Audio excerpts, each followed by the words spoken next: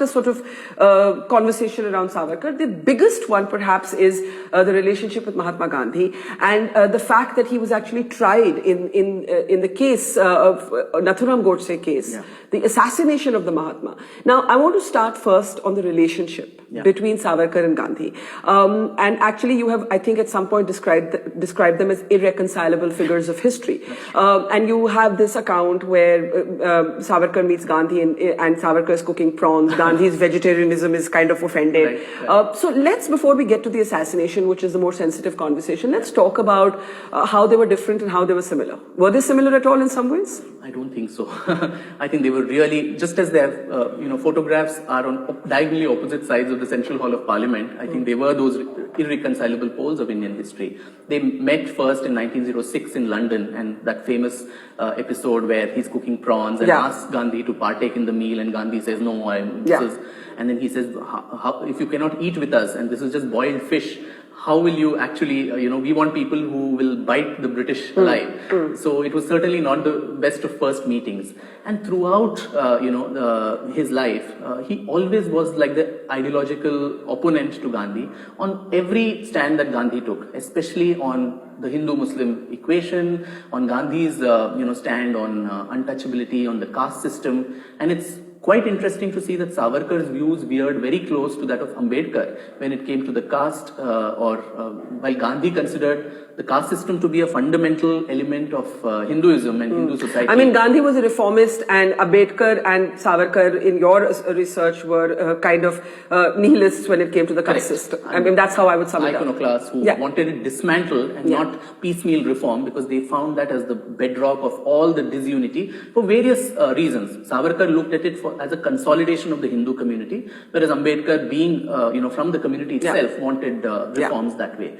So they were different there, and I've argued this often, that if you actually look at the trajectory that India has taken after independence, it's probably, though it's not acknowledged, it's Savarkar's vision of India which has actually fructified, and not that of Gandhi, and I'll explain why.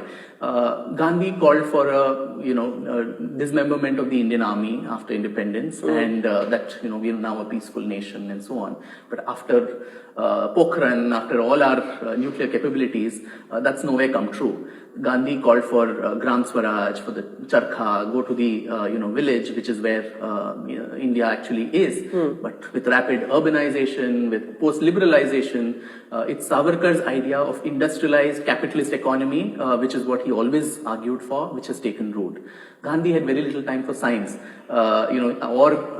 progressive thoughts. He even attributed the earthquake in Bihar to God's curse on India for the caste system, which Savarkar had scoffed in his articles in the Shraddhanand Daily. But Savarkar always stood for progressive thoughts, for science. And today, if you're taking, flights to Mars and the moon, that's again something that we have gone there. Let me add one more element of today's India, which you say that Savarkar's vision of India is what we are living today. Savarkar was the father of what we call Hindutva, right?